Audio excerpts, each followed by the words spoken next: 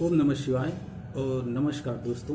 काफ़ी समय के बाद मैं आज ये वीडियो आपके सामने ला रहा हूँ। क्योंकि ये चैनल भगवान शिव को समर्पित है और भगवान शिव को और योग को समर्पित है, इसलिए ये समय भी भगवान शिव का चल रहा है। तो आज हम भक्ति योग के बारे में बात करेंगे। ये भक्ति योग क्या है और इस भक्ति योग के द्वारा कैसे हम अपने जो लक्ष्य हैं उसे प्राप्त कर सकते हैं और भक्ति योग की क्या ज़रूरतें हैं और भक्ति योग कितना प्रभावशाली माध्यम भी है।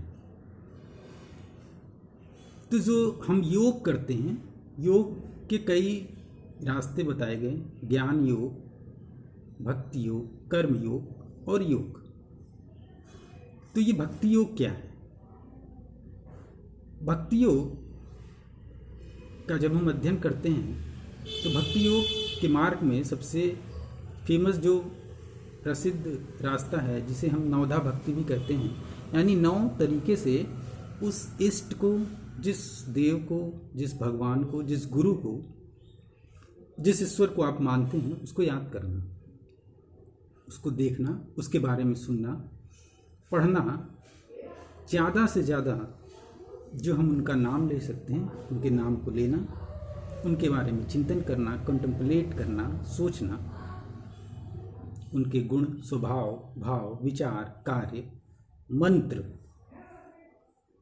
और विभिन्न तरह की पूजा पद्धतियाँ। भगवान शिव जो कि आदि योगी भी हैं, जो योग के प्रणेता भी हैं, आदि गुरु भी हैं। भगवान शिव की भक्ति 2 रूपों में की जाती है, सगुण साकार रूप और निर्गुण निराकार रूप। सगुण साकार रूप अर्थात जो आप फोटो, चित्र या कहीं कहीं पे जो मूर्तियां देखते हैं भगवान शिव की, जिसमें वो एक मानव के रूप में, एक इंसान के रूप में मूर्ति होती है उनकी, साथ में माँ पार्वती होती हैं, गणेश, कार्तिकेय, नंदी, तो वो उनका सगुण साकार रूप है।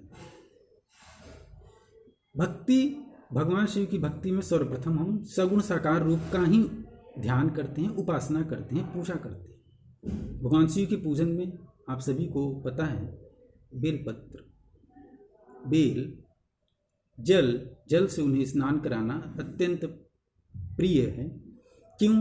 क्योंकि ऐसी मान्यता है कि जब भगवान शिव ने समुद्र मंथन से निकला हुआ विष पी लिया था और उनके शरीर में अत्यंत गर्मी थी उस विष को पीने की वजह से, तो समस्त देवताओं को ब्रह्मा जी ने भेजा कि आप जाइए और उन्हें जल से नहलाइए।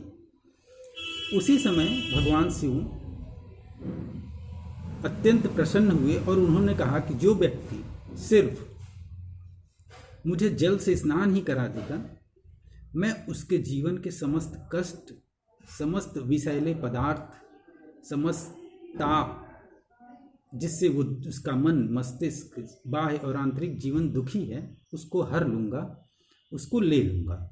इसलिए भगवान शिव को जलाभिषेक करना अत्यंत महत्वपूर्ण है और सिर्फ जल से अभिषेक करने पर ही वो पूर्ण रूप से प्रसन्न हो जाते हैं और किसी चीज़ की ज़रूरत नहीं पड़ती।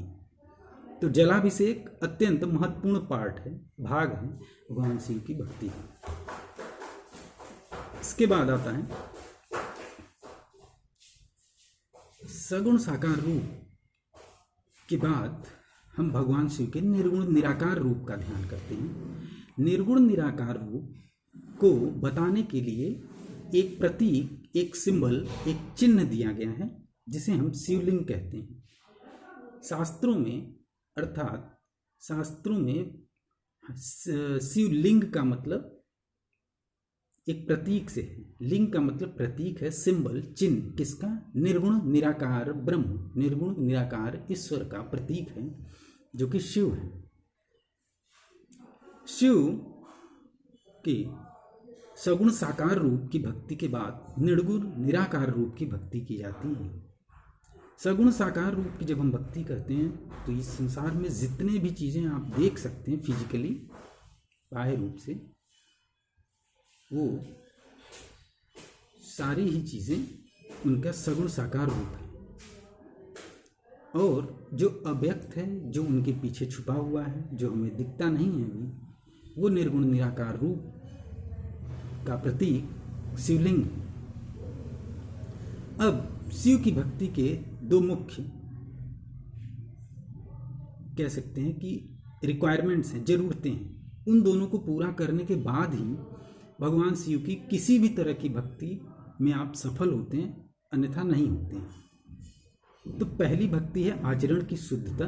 पहला भाग है आचरण की शुद्धता। जो व्यक्ति आचरण से अत्यंत शुद्ध है, अत्यंत पवित्र है, तो पहले आचरण की शुद्धता।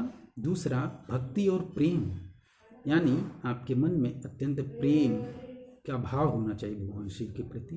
जब ये दोनों चीज़ होंगी तभी आप जो भी पूजा, जो भी पाठ, जो भी तपस्या, जो भी प्रार्थना भगवान शिव से करेंगे वो फल देती है। समस्त तंत्रों के रचयिता और देव भी भगवान शिव, माँ पार्वती हैं। जब तक आचरण की शुद्धता नहीं होगी और जब तक अत्यंत भक्ति और प्रेम नहीं होगा, तब तक कोई भी तंत्र, कोई भी मंत्र, कोई भी भक्ति और पूजा भक्ति में आप सक्सेसफुल, सफल नहीं हो पाते। हमारे भगवान शिव पंचवक्त्र कहा गया है, यानी 5 मुखों वाला। इन 5 मुखों की अलग अलग तरीके से पूजा की जाती है। 5 मुखों से भगवान शिव ने अलग अलग ज्ञान की बातें हमें दी हैं, अलग अलग ज्ञान बताए हैं, पूर्व, पश्चिम, उत्तर, दक्षिण, ऊर्ध्वमुख से। उनसे अलग अलग चीज़ें निकली हैं। किसी से यागम, किसी से यामल, किसी से तंत्र। तो ये अलग अलग ज्ञान अलग अलग मुख से उन्होंने माँ पार्वती को सुनाए हैं।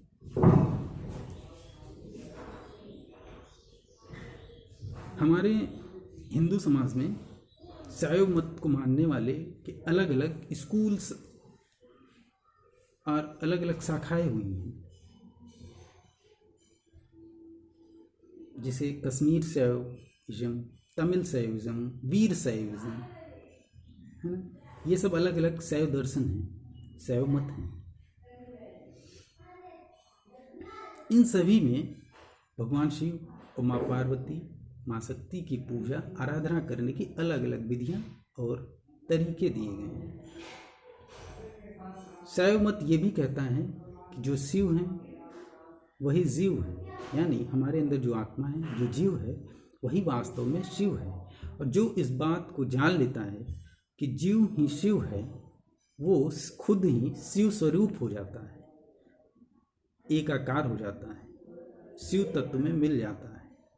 तो वो जो शिव हैं, वो जो जीव है, वो जो आत्मा है, वही शिव है, वही हमारे अंदर निर्गुण निराकार के रूप में स्थिर है और व्यक्त होता है।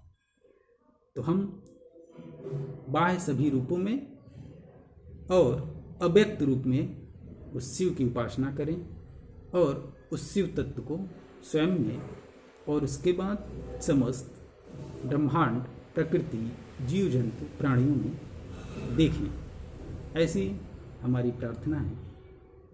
धन्यवाद। ओम नमः शिवाय।